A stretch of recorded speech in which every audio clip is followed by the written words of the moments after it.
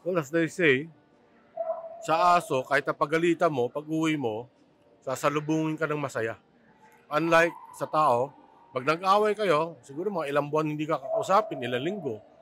Ang aso, they love you unconditionally.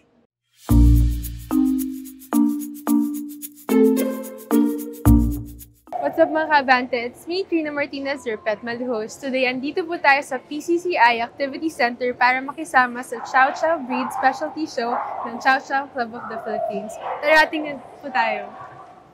So yun mga ka-Abante, kasama natin ngayon si Sir Delphin. Hi! Hello po.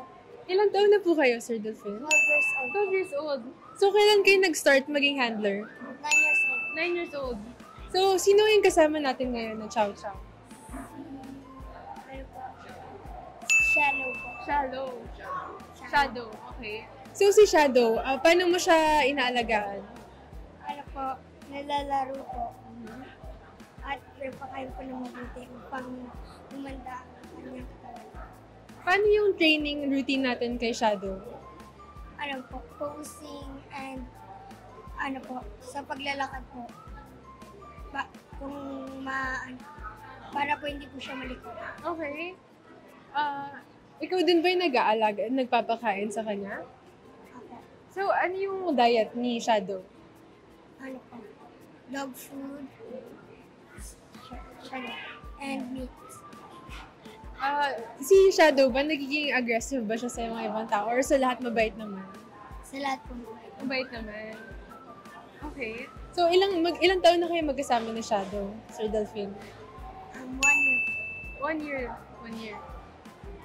First time niyo ba sumali dito sa Chowchow competition? Hindi po. Pang ilang years po? 3 beses na po. 3 beses. Nanalo na ba po kayo so far? Apo. May message ba kayo sa mga gusto rin mag-alaga ng Chowchow? Mag-alaga po kayo ng mga aso. At para po mawala ang stress or sa pagod niyo sa trabaho o pagod sa gawaing bahay. Yun lang po. Okay, napakaganda naman sinabi mo, Sir Delphin. Thank you so much po.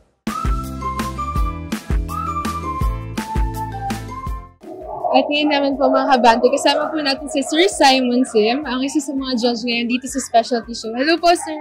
Yes, good afternoon. So, Sir, ano po yung celebrate natin ngayon? No, actually, it's not a celebration, but it's a anniversary show ng Chowchow Club. Kasi when you say anniversary show, this is probably the day where this Chowchow Club was formalized. So this is one of the big event for each of the breed clubs. So, Sir, paano po kayo nagsimula sa industriya na to? Well, I started very young kasi when I was about 7-8 years old, sumasama lang ako sa uncle ko. So, it seems that nakakatuwa, and I love dogs. So, every time na may dog show, I join him. Okay. I make sure pupunta ako, I meet some friends. And then, as I grow older, nung nawala si uncle, sumunod ako. Then, during my high school days, I'll go to the dog show alone to watch. And eventually, I bought my own dog. I joined. I campaign like them. I handle my dogs. Until after about more than 20 years, I was asked to become judges. I was asked to take exams for each breed. Paano po yung process po sa inyo nung nag-shift po yung ginagawa niyo po from being a handler to being a judge? Naging mahirap ba po sa inyo yun? Or... Hindi naman mahirap kasi parang dito na ako lumaki. It's more like being an exhibitor. So instead na I was showing my dogs to a judge, getting their opinion. It came to a point na sabi ng mga tao, medyo matagal ka na, why not give your own opinion? So, hindi naman mahirap yung pag-shift ko. Ang mahirap nun is, when I became judge, yung chances of me showing again, lumiit. Simply because most of the judges that we have invited, kilala ko. Yes, ma'am. So, I feel awkward to be showing under friends. Pero given the chance po, would you want to be an exhibitor again? Of course, di mo mawawala yun eh. Kumbaga, once you're a player, you always want to play. Di ba? So sir, meron ba po kayong certain breeds na medyo na-attach po kayo? Kasi diba po iba-iba po yung traits Yes. for dog. The initial breeds I had were Dobermans, Boxers, Rottweilers. Yun ang pinakamatagal sa akin. And I had Bull Mastiff. Currently, I have Shiba Inu. Okay. And then, I also have Akita. So, there are certain breeds na gusto ko. Kaya nga, sa akin, parang mas attached ako sa bigger breeds. Yes po. So sir, ano din pala po? So narinig ko po na with Chowchows po, madami daw po yung following po niya, pero wala po masyadong gusto din mag-alaga. Tapos, compare din po kunwari sa mga bulldog, French bulldogs, marami rin po following, pero wala po silang organization. Why is that kaya po? Actually, with the Chowchow, it's one of the most popular breeds we have. Unfortunately, if you can see, yung number of exhibitors compared to the number of owners we have in the Philippines, it's only probably 2 to 3% of our general membership that's joining the shows. So, hindi mo makikita yung the number of people owning the dogs. Nakikita mo lang dito that limited. And the dogs here are owned by limited number of people also. Again, one of the reasons din sa Chowchow was because of the coat. Kung hindi ka marunong mag-alaga ng buhok, makakalbo yan. You have to put it in a very nice place wherein clean, malamig, to keep the coat. Unlike sa French Bulldog, medyo hindi mo kailangan na malamig, hangin lang na maganda. It's easier to maintain, and plus the size. Now, when it comes to, sabihin natin yung club ng French Bulldog, actually the breed was popularized more recent. It's not as like Chow, matagal na. So, there has been move that they are going to form a club. Hinihintay lang namin yung formal meeting with the people. So sir, as a judge po, ano pong tinitingnan nyo sa mga aso po na ito? Actually, in every breed, if you look at the internet, bawat aso may standard. So, as a judge, you don't judge the dogs comparing them. You compare each dog to the standard of the breed. And the one closest to the standard, that's the one you put up. Although sabi nga nila, subjective, but still, you go to the standard. So ngayon po sir, with Chowchows, sa tingin nyo po, paano po nyo na-judge to mga to? Number one, as we said, you want to see a breed type. When you say breed type, every characteristic that will say it's a Chowchow should be there. Then you go to the soundness. Ganda ng ugali. Kasi may mga asong maganda nga, nangangagat. And that is not tolerable. Then yung movement, correct movement, hindi kesyo mabilis gumalaw, mananalo na. Kasi kung titignan mo, yung mga aso sa kalsada, bibilis tumakbo, gaganda, di ba? So, it's more of the characteristic of the breed that you want to look for. I think that will be the dog that would come out the winner. So sir, as a pet owner po, gaano po ka-fulfilling yun for you? Well, as they say, sa aso, kahit napagalitan mo, pag-uwi mo, sasalubungin ka ng masaya. Unlike sa tao, pag nag-away kayo, siguro mga ilang buwan hindi ka kakausapin, ilang linggo. Ang aso, they love you unconditionally. Whether you're happy or sad, they're always there. And they depend on you. So, for me, having a dog is like part of your life. Parang oxygen mo na yun, di ba? Pag wala ka nun, parang may butas dun na hindi mo alam bakit nandun yan. Bakit wala kang makuwang bagay na itakpan yun. Sir, sa tingin niyo po ba may advantages po ang pagsali ng mga dog owners dito sa mga pet shows po na to? Well, as we've said, especially for the young kids, I think most of us would rather have our children involved in dogs than going to other vices like drugs or, gambling. Another thing is, dito sa dog show, you get to meet people with common interests. So, you form a bond that would hopefully last for centuries.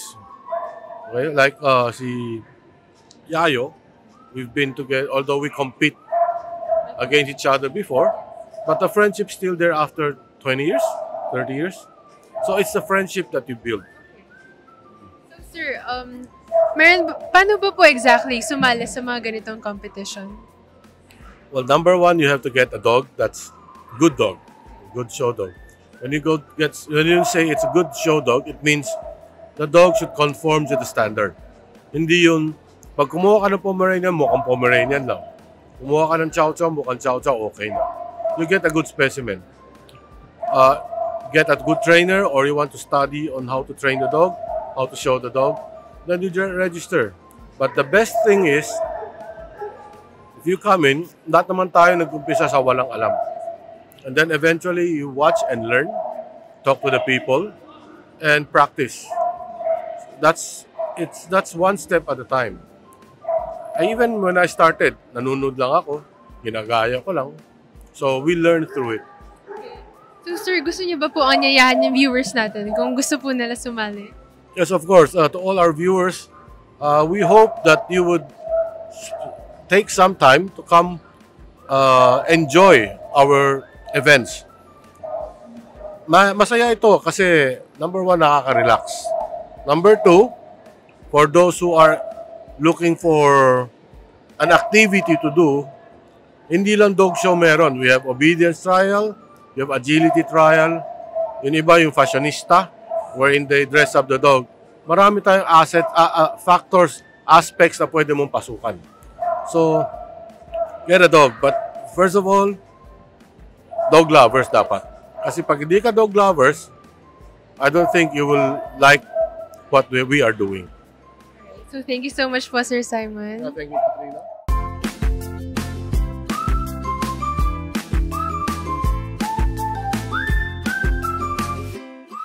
So ayun mga kabante, kasama naman po natin sa Sir Vernon Araneta, isang dog handler and dog owner. Hello po, sir. Hi, good afternoon. Welcome to the dog show, the Chowchow Kennel Club. So sir, kailan po kayo nagsimula mag-handle ng dogs? Well, actually, I started handling dogs when I was still 14. So, almost 20 years na. So, to 34 na ako ngayon. So, way back in Bacolod ako nag-start. Doon talaga yung hometown ko. So, after that, konti lang yung dog show dun sa province namin. So, after I graduated in college, I moved here in Manila to explore my ability talaga sa pag-handle ng dogs. Dito yung yung mga competition talaga na every weekend nagdo-dog show kami. Paano nyo po na-discover ang PCCI? Well, through internet, at the same time, through our sa province kasi meron din show which is affiliated club din ng PCCI, yung Negros Kennel Club. So doon talaga ako nag-start. Doon ko nalaman na meron palang dog show. So parang na-enjoy ako dun sa pag-handle ng dogs, yung gano'n. So sir, may certain breeds ba po kayo na hina-handle? Actually, I handle all breeds, but I started in Beagle. In Beagle, doon talaga yung naging nakilala ako. So, I handled Yukon World Challenge representative from Philippines that was named Gabby. That was 2012. So, he was the representative in Philippines, and then we compete in Florida, USA. So sir, ano pong feeling ng makapanalo ng first time nyo po? Well, first time parang you're flying in the air, no? Eventually, pag nasanay ka na, parang normal na lang siya. Sir, paano po usually ginagawa yung trainings nyo sa mga dogs nyo? Well, kasi before ka kasi mag-go inside the ring, kailangan ma-establish mo muna yung foundation sa dogs, yung relationship mo, and then you train them mga basic, no, the way they proper walking, at the same time they're standing, no. So at least yung dog kasi ginajudge siya based on conformation niya sa structure niya. Oo. Ngayon sir, ilan po yung in-handle nyo? Well, na-handle ko almost mga 10. 10. Ano pong klase mga dogs to? Well, I handled Alaskan Malamute, Siberian Husky, Beagle, Dobermans, Corgis. So tingin nyo sir, estimate nyo po lang, gano'n na karami pong mga aso yung na-handle nyo over the years? Well, aside kasi from training and handling dogs in conformation or dog show, I also do handle dogs such as agility and obedience, no? So, and also, I do house training. Yun yung part-time job ko, no? After my corporate world. Siguro estimated ko mga maybe 60 or 70. Sir, paano niyo po nababalance yun? Yung ganito po, yung industry na po to, tapos may corporate job pa po kayo. Well, kasi kailangan mo kasi magkaroon ka ng passion eh. Kasi without passion, hindi mo siya hindi mo siya ma-overcome yung mga challenges talaga sa larangan na to. Kailan po yung parang na-feel niyo yung passion na yun? Biglang nag-click na lang ba po sa inyo? Well, siguro inborn din, no? Kasi yung parents ko, mahilig din sila sa mga animals. So, sir, meron ba po kayong advice or mga tips for the viewers na gusto rin maging dog trainer? Well, first of all, I suggest that you research, guys, no? You research through YouTube, magazine, read a lot, no? Do your own research kasi ako naman nagsimula naman ako doon din eh. And also go to schools na accredited na tingin nyo legit talaga siya. Schools. At the same time, yung nakikita nyo sa YouTube, magkakaroon kayo ng trial and error din para at least malalaman nyo kung paano mag-work talaga. Mag-hands-on din kayo. So kayo, sir, nung nag-start kayo sa YouTube din ba po? Or kasi wala pa siguro po? Well, actually, sa Bacolod, sa province namin, meron kaming club doon, K9 Obedience Club sa Bacolod. So, doon nag-start yung foundation ko sa dog training. Oo. So, sir, pwede nyo ba po sa aming pakita po, demo po dun sa mga aso po? Sure, sige. I will demo it to you. Sige po. Ayan, kasama pa rin natin si Sir Vernon. Kasama po ang dog niya. Ano po name niya, sir? Si Harmony. She's from Russia. I see. So, sir, paano po yung preparation nyo before the show? Well, actually, before the show, kailangan mong i-condition yung dog, have proper diet. At the same time, sa breed kasi na husky, requirement talaga na parati silang tumakbo. So, yung conditioning nun, kailangan okay din yung conditioning sa dogs. And also, grooming and of course, ito kasing breed is Siberian Husky, so mahilig sila sa malamig. So para at least ma-upkeep mo yung coat nila, so kailangan na care condition sila most of the time. So sir, yung na-mention nyo din po na kailangan po like palagi pong well-dressed kapag sa mga ganitong event. Bakit po ganito? Para sa viewers po. Well, actually, kailangan well-dressed ka because parang showcase mo yung dog to judge. Parang wala kang pinagkaiba dun sa salesman. So para bang binibenta mo yung dog mo, pinupush mo siya na judge, look at my dog, prepared ka, at least makita ng judge, well-dressed yung guy, at the same time, yung handler, kumbaga may respect and may preparation talaga na ginagawa. So ngayon, sir, ilang taon ba po ito si Harmony? Nasa 10 months old pa lang siya ngayon. Pero marami na siyang manalo. Okay, ilang na po, sir? Sorry? Ilan na po yung panalo po niya? Marami na rin. He's already a Philippine Grand Champion. Wow! Gano'n po kadami? Since when po siya nagsimula? Kasi ngayon 10 months po. So, kailan niyo po siyang sinimulan i-train? Well, she came here in Philippines when she was 5 months old. So, since then, nag-start na siya ng show. Oh my gosh, wow. Okay. May celebrity dog pala. Okay, so, sir, pwede ba po natin makita din? Sure. No problem. So, sir, paano ba po ito nag-start yung training? Well, actually, pag nag-train ako sa bahay, positive reinforcement kasi yung tinitraining ko sa aso. You have to make it positive reinforcement para at least yung dog, masaya siya. So, yung niya sa ring, masaya siya, outgoing niya, alive siya all the time. So, when we're in the ring, magkaroon kami ng chicken or any treat, liver, hot dog, pwede din yun. At the same time, kailangan may leash ka. But at least may control ka sa dog. Okay. So, after that, binibait namin yung dog para at least yung focus niya nasa food. Okay. So, kailangan namin siya kasi required sa confirmation, kailangan makita ng judge yung movement ng dog, na correct movement. So, we have to make the dog run.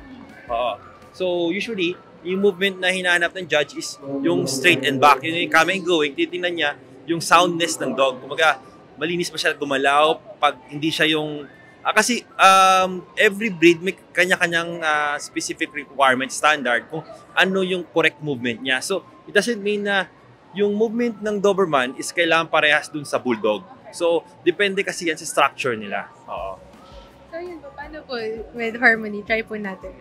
Harmony.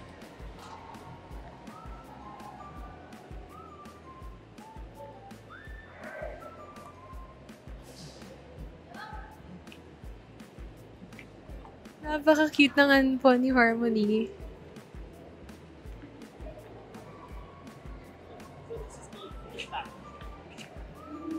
This is called free stock. So there are two kind of stock.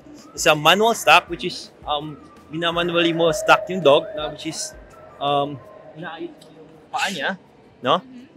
Yung paa niya with the right position. Same time, pinibate mo siya, no? Okay? So, manual stock, which is inaayos mo yung stock, niya, position niya. So, free stock naman, on his own, on her own, tatayo lang siya on her own. Nakita nyo, di ba? Yung feet niya sa front at saka sa rear. Kailangan yung focus niya sa akin pa rin.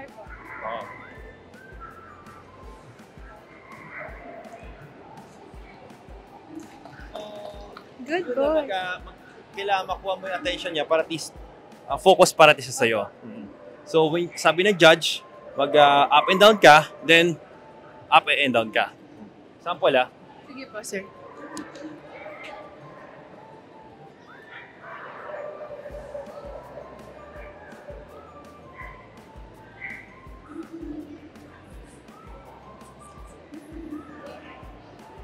Sometimes judge require the dog to have a free stock. But at least titingnan niya yung overall balance ng dog. Nakita niya, kaya niyang tumayo with 4 feet niya. Sir, ano po yung hawak niyo po ngayon? Chicken. Chicken. So, yun, reward ko sa kanya yung chicken. Wow, good yun.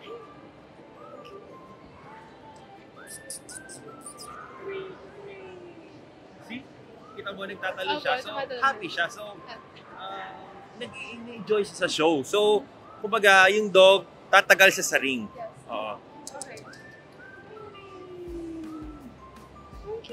So, para sa kanya, yung dog show, it's fun.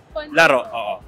And it should be like that din po. Yung, kasama ba po yun sa criteria po ng judging? Kung masaya po yung dog? Tinitingnan ng judge din yung overall confident ng dog. Yung personality niya, may factor yun. Malaki factor yun. Kasi don't want naman to dog na nanginginig sa loob na ring. So, nakikita na hindi siya confident. So, gusto mo makita yung dog na talagang outgoing siya, confident siya, para lang siyang Miss World. No? Parang gano'n na din. Diba? Parang beauty pageant na siya. But this dog naman siya. So, sir, may difference ba po sa inyo for veteran dogs and katulad po kay Harmony, bata pa po? Sorry? So, tingin niyo ba po may difference po with handling veteran dogs, like mga older dogs po, compared to younger dogs po na katulad po ni Harmony? Well, actually, wala naman siya big difference. But somehow, yung maturity kasi ng matured dog is medyo mas maganda na compared mo to the younger dog na medyo malikot pa sila sometimes. So, kailangan mo na siyang i-control. But, structurally, hindi naman sinasabi na an younger dog cannot win over the older dog. So, confirmation pa rin tinitingnan ng judge. So, tingin niyo, sir, ano pong mas madali sa inyo i-handle? Yung younger dogs or yung older dogs po? Well, for me, it's nice to start younger dog. Because at least mabibuild mo na yung confidence niya, start mo na siya na training mas maaga, so mas maganda. Because there are some dogs that they started late. So may mga although train mo pa naman, but may mga mga challenge din sometimes pag train mo na older na yung dog. Challenges na medyo stubborn din sila. Sometimes, minsan yung drive nila is hindi na ganyan ka-strong. So kasi kailangan mo mabuild yung drive ng aso eh. Kaya mas maganda po mag-start ng maaga. Yes, actually the earlier the better. Like at 3 months old, you start na training the dog. Training na hindi for show. I mean, start socialize the dog, i-motivate mo yung confidence niya. Kailangan socialize siya in terms of other animals, in humans. I-socialize mo siya sa other places, of course. Para at least yung confidence niya ma-build talaga. So, yun po, sir. Thank you so much po. Ang dami ko po natutunan ngayon. Ayun po. Thank you so much. Thank you so much po.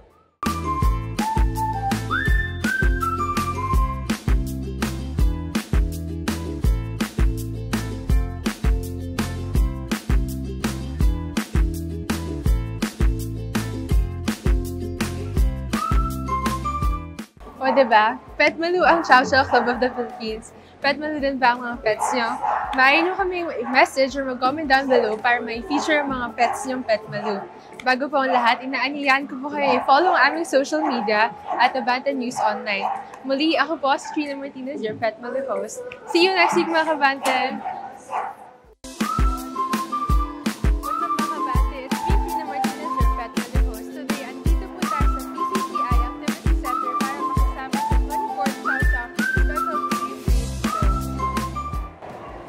Read Specialty Show? Okay.